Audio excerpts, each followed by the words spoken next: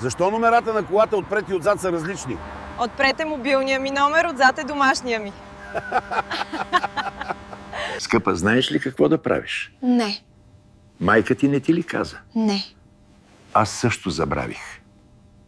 Ние сме новите съседки. Отгоре или отдолу? Отгоре, но нека първо пием кафе.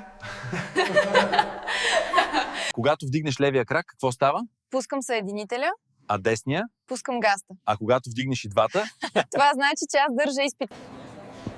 Ще си тръгваме ли? Къде ще ме водите? Никъде, ще затваряме. Отдавате ли апартамента под наем? Ще правите ли пиянски партита? Не. Тогава нямам апартамент за вас. Искаш ли да ти направя да те гледам в очите така?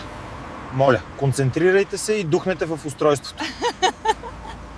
Жоро, ще ме пуснеш ли да отида сама на пътешествие? Не, защото ще ми изневериш.